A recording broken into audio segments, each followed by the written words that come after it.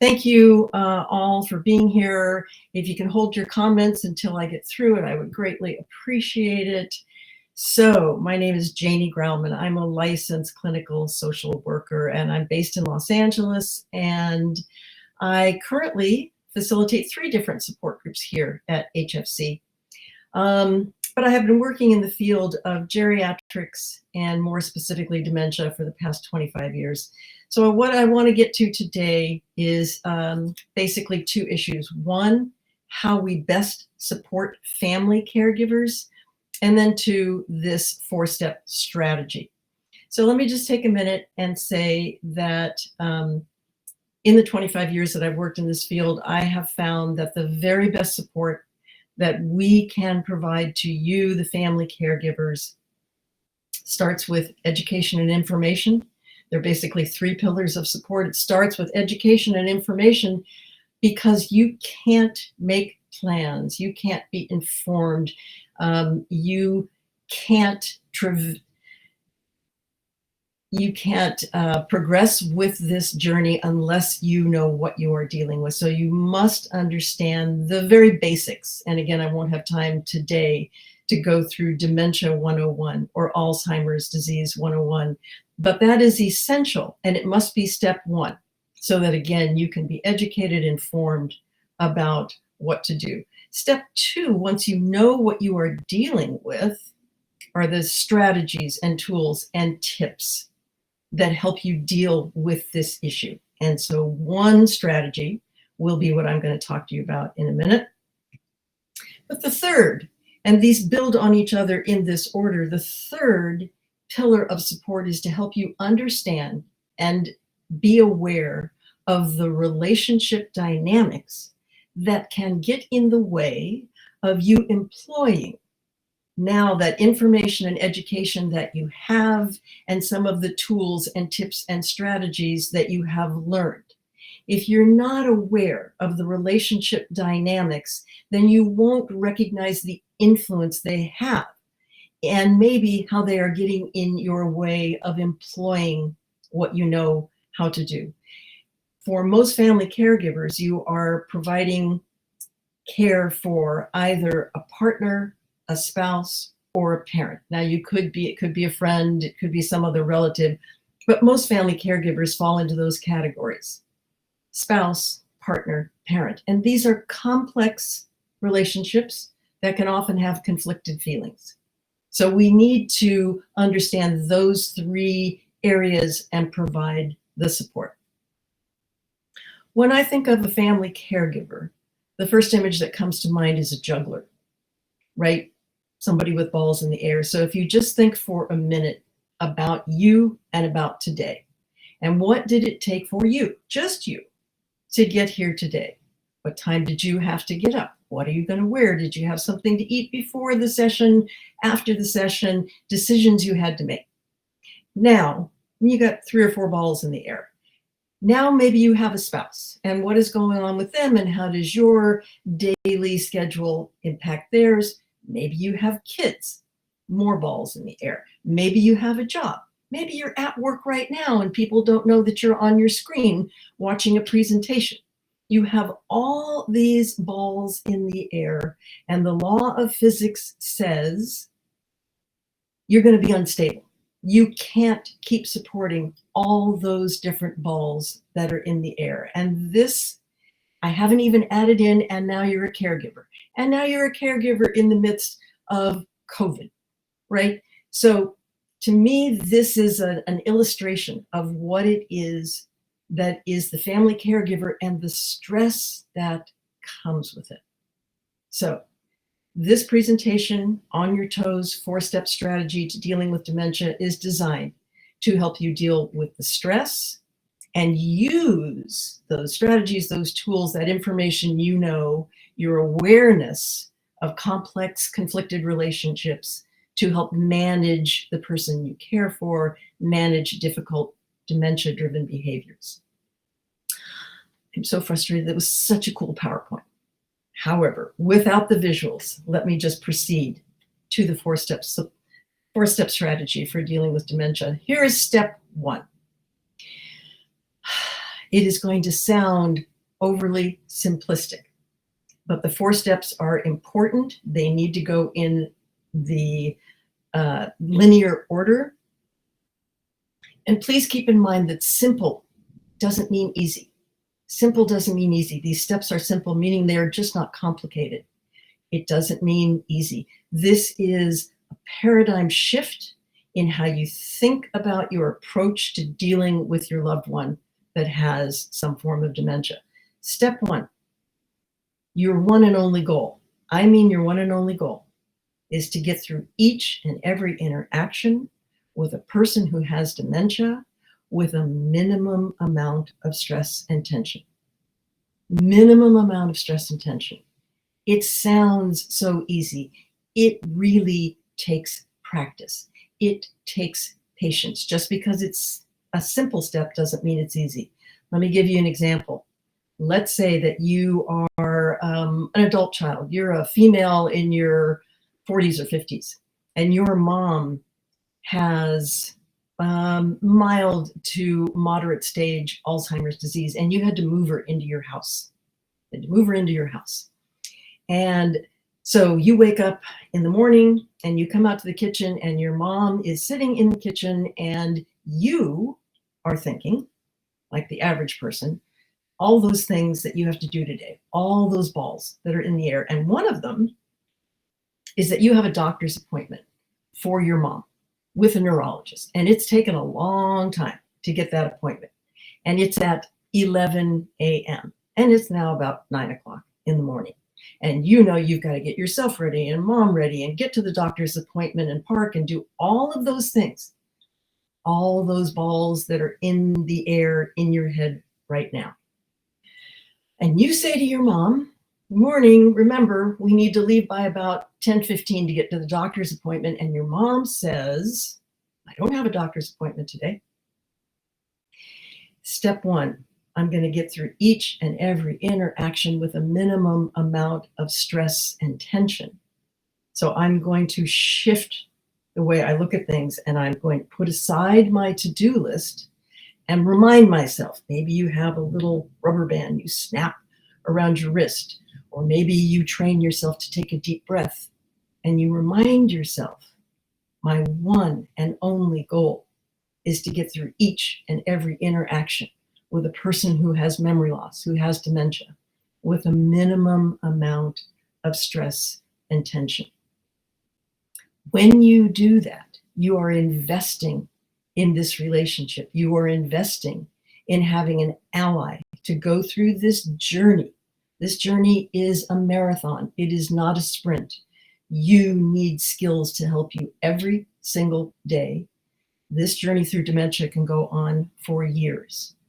So you want to keep in mind that by minimizing your stress and tension, you are investing in this relationship. It's like putting money in a relationship savings account every time you get through this with a minimum amount of stress and tension. And if you say to your mom, yeah, you have a doctor's appointment, right off the bat, your ability to minimize stress and tension is decreased. So just remind yourself, regardless of how many balls in the air, what other things are on your to-do list, your one and only goal, I'm going to get through this with a minimum amount of stress and tension. Step 2, how am I going to get through this with a minimum amount of stress and tension? You are never, and I don't typically use absolutes, but you are never going to argue with a person who has dementia. Don't do it. It's a drain and it's a waste of your precious resources. It increases your stress. So let's use this example of how arguing with a person who has dementia, correcting them, even telling them the truth, unless they ask you, unless you're invited, when you correct, tell the truth, essentially argue with a person who has dementia, you simply can't win. You can't win, and it's a waste of time. So with the example of you come into the kitchen, hi mom, remember we have to get to the doctor's appointment. And she says, we don't have a doctor's appointment today. Right there is your intersection to try and employ the first and the second of these steps. First one is I'm going to keep my stress and tension down, minimize it. Second is I will never argue. If you do, even if you do it lovingly and gently, even if you pull out your phone and you say, see, Mom, I have this appointment, and you get the calendar off the wall. See, Mom, I wrote down the appointment. If there's a reminder card from the doctor, see, Mom, we have this appointment, because of course you are right. And it's really hard to let go of when we are right, but dealing with a person who has dementia, it makes no difference. And the unintended consequence of telling a person who has dementia the truth when they haven't asked you, telling them the truth, correcting them, you essentially end up arguing with them, is the unintended consequence is you've made them feel bad. Often you've shamed them, probably the last thing you meant to do. But right off the bat, instead of having an ally, not an enemy, minimizing your stress and tension, you are off to the races with a bad start. Because your mom is probably going to reply in one of two ways. Either you are the enemy. I don't have a doctor's appointment. What are you talking about? She gets up out of the kitchen and goes into her room and slams the door. Or she may turn it on herself. She may turn this negativity on herself. Oh my God. It's gotten so bad, I can't even remember that I have a doctor's appointment when it's written down here, and you probably told me last night, and she starts to spiral going down.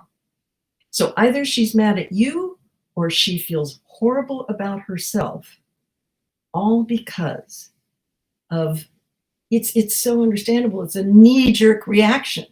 Like I said, you've got this doctor's appointment and you want to keep it, and you're telling her the truth.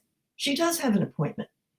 It doesn't matter when you're looking at the bigger picture of this is a marathon, not a sprint. In order to get through it, you first need to manage your stress and tension.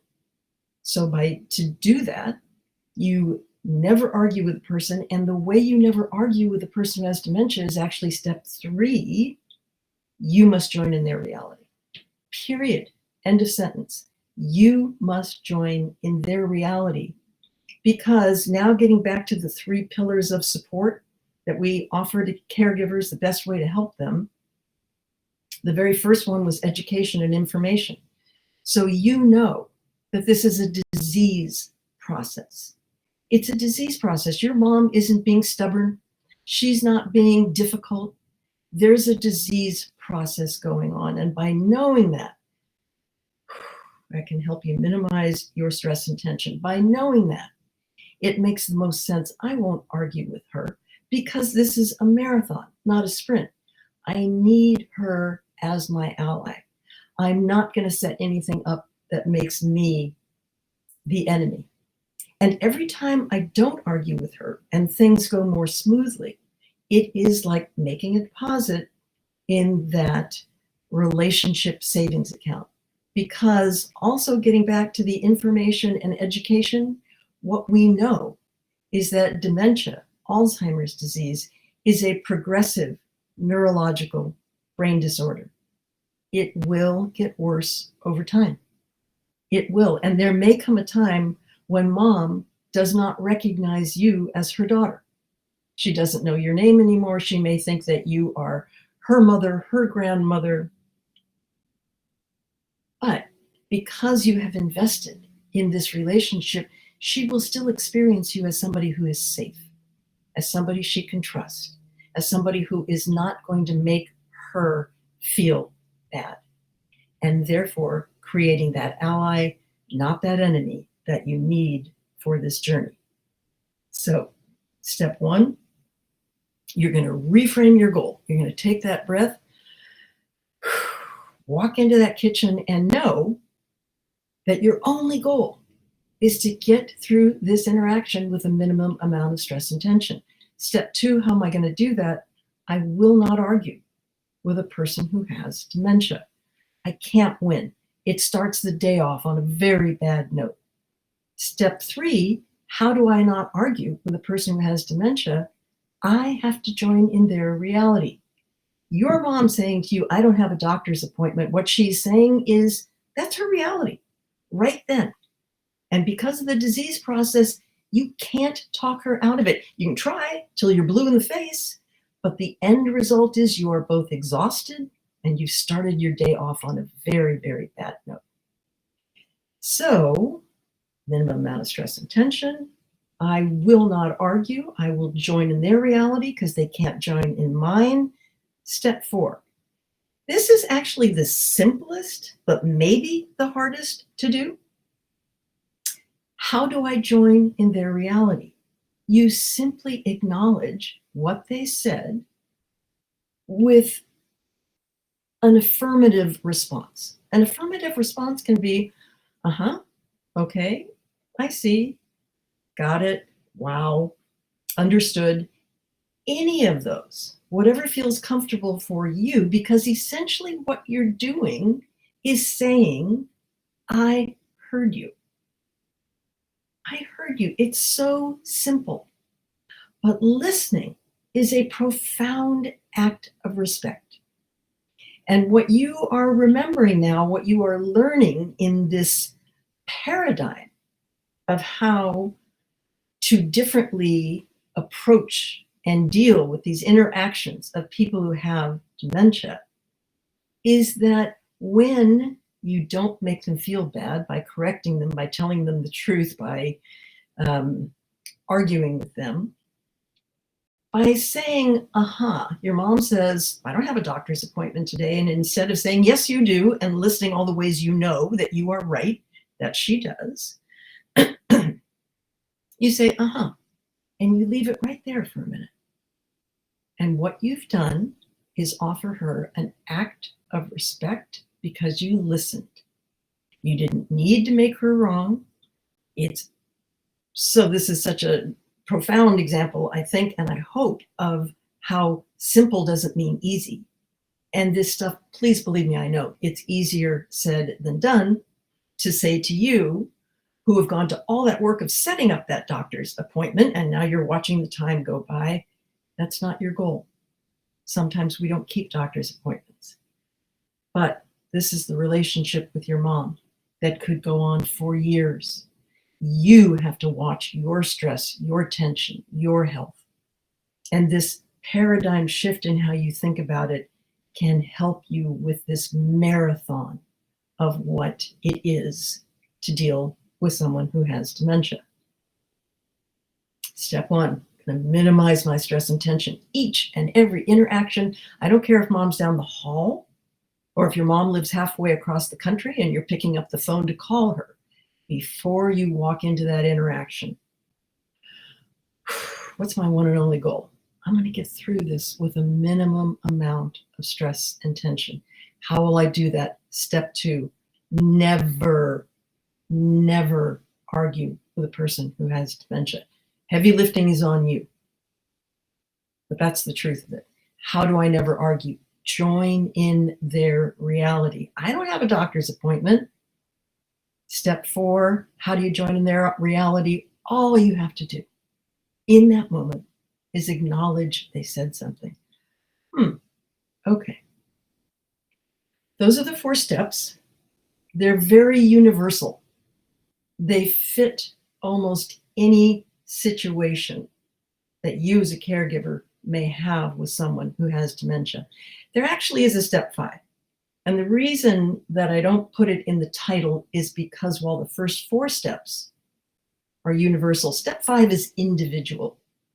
Here is where, and I don't know if you were in some of the panels that happened earlier, but it was great information. And people were talking about improv and about ways to get creative and about ways to pivot and distract and delay. Because ironically, one of the benefits of dealing with someone who has memory loss is you do just have the moment. They will forget. So you said to mom, you don't have we have a doctor's appointment. She says, I don't. You're going to not argue with her. You're going to join in her reality. You're going to acknowledge that you said something. But here is where you may want to get creative. You may want to say, okay, all right, you know what? I could have gotten that wrong. So let's have some breakfast and let me recheck my calendar. It's another way of trying to get to the doctor's appointment. So I'm not saying that isn't a goal that's on your to-do list, but it's under that umbrella of your bigger goal, which is to minimize your stress and tension, which is to create and continue your relationship with an ally, not an enemy, and is to make another deposit in that relationship savings account, so that as time goes on and your mom loses language and the disease progresses and she no longer recognizes you as her daughter, she will remember that energy that comes from you. She will experience you as someone who is safe, as someone who's not going to cause her shame, make her feel bad. Let me give you one more example, and then if there is time, I would love to take some comments and some questions. So let's say that you're not this adult daughter. Let's say you're a spouse. Let's say you are a 70-year-old woman and your husband is 75 and he has mild, moderate stage Alzheimer's disease. You've been married for a gazillion years.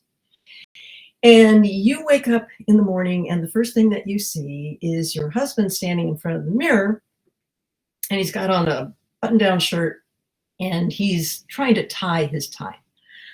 And you open up your eyes and you say, "Good morning. What are you doing?" And he says to you, still looking at himself in the mirror, "I'm trying to tie my tie. What do you think? I need to get to work." Okay, here's your scene. You know he doesn't go to work. You know he's been retired forever. You are not even out of bed yet. You've just opened your eyes and this is what you see. If you weren't aware of this 4-step strategy and you didn't have these tools to employ, more than likely, even if you're somebody who can remain patient in the midst of this journey that is dementia and Alzheimer's disease, even if your tone is calm, even if you say it in a loving way, if you say, sort of knee-jerk reaction, you default to what you know is just the truth. "Oh, honey, you don't go to work. You've been retired for years." Chances are he's going to have one of two responses. Neither are good, right? So either he's going to say, "What are you talking about? Of course I go to work." Or he may turn it inward and say, "Oh my God, I can't even remember that I'm retired. Why do you put up with me? I wish I would just die." The unintended consequence of telling him the truth. And you're not even out of bed yet, and your day has exploded. That does not serve this marathon that is dementia. But if you're aware of the 4 steps and you slowly, we know they're simple but not easy. It takes time to learn them. It takes time to employ them. If you know the 4 steps, you see him, open your eyes, see him tying his tie. What is it that you're, "Good morning, what are you doing?" "What's it look like I'm doing?" "I'm putting on my tie to go to work." You're going to remind yourself that your only goal in that moment is to get through this interaction with a minimum amount of stress and tension. Step 2, you know, is you are never going to argue, and you're not going to argue by joining in their reality. So you say, okay, that's your next response. What does it look like I'm doing? "I'm tying my tie." Because you know you're not going to argue with him, and because you know he's already told you. What is his reality? His reality is he thinks he needs to get to work. And it's a disease process. He's not trying to ruin your day. He's not trying to be stubborn. And getting back to what I said initially, we support caregivers in 3 ways: education, information, tips, tools, strategy. This is a strategy. 3, awareness of complex relationship dynamics. This is a couple that's been married forever.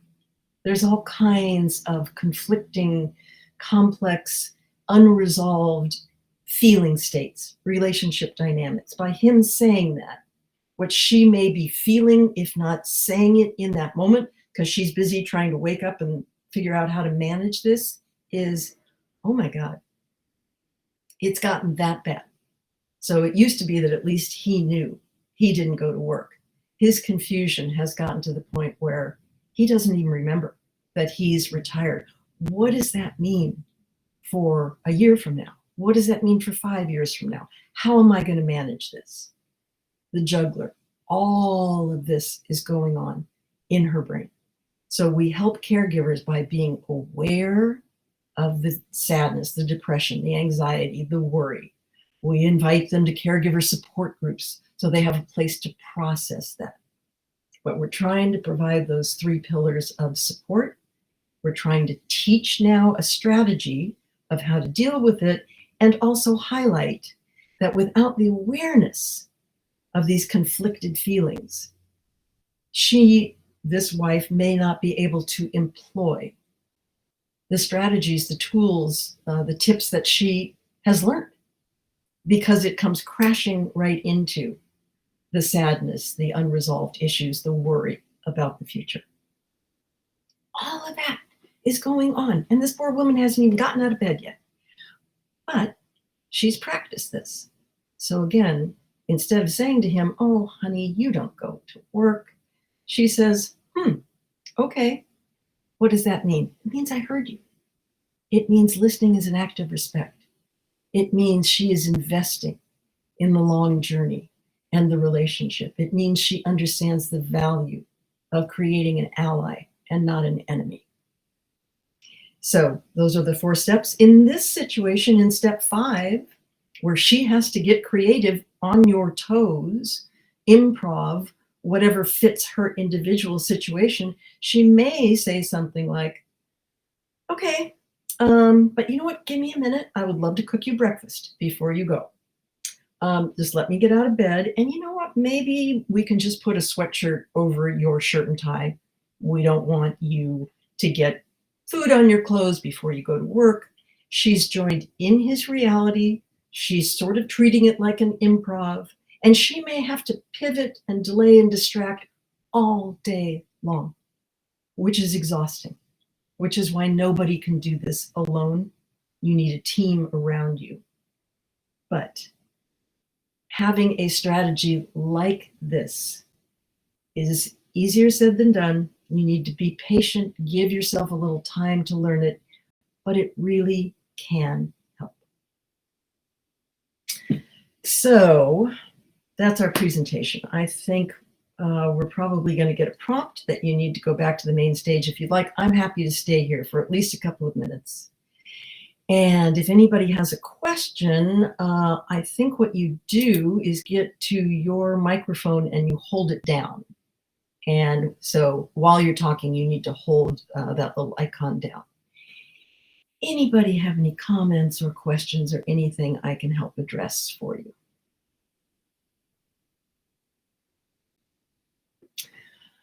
You are very welcome, Leah. You're very welcome. Thanks for being so patient. Yeah, it's tomorrow, right?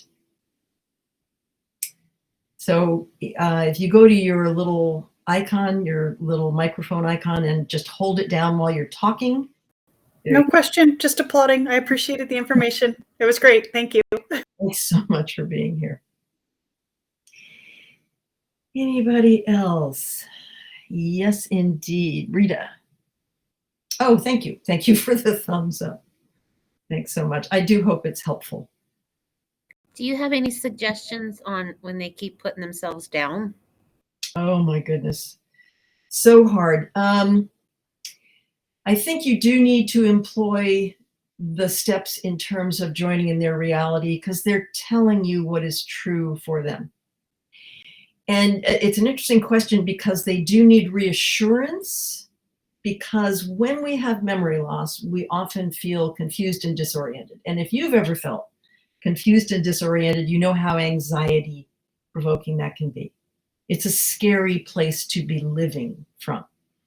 So I would, depending upon how far advanced the dementia is, I would be at eye contact. I would be as patient as I can be, and know that I need to be the less anxious one in the room, the stable one in the room that can tolerate hearing this.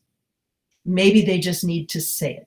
And it can be really hard for you to hear it, but it can be beneficial for them to get it out of their system, as it were, and say it out loud, which is why we encourage caregivers to get into caregiver support groups or whatever helps you then process what it's like for you to hear this your partner, this your parent, who is this that is saying to you, oh my God, I don't even know why I'm still living this. I can't, it's getting worse and I can't function and I'm a burden to you, and all of the things that they may be saying. So if you can tolerate it in that moment, I would give them the space to just hear and then respond in the same way. I know. Don't try and, oh, it's not that bad. Just listen to what they're telling you is their reality. I hope that helps. Yes, Shelley. Thank you. Hold down the microphone while you're talking. Just the little microphone icon. If you hold it down, we can hear you.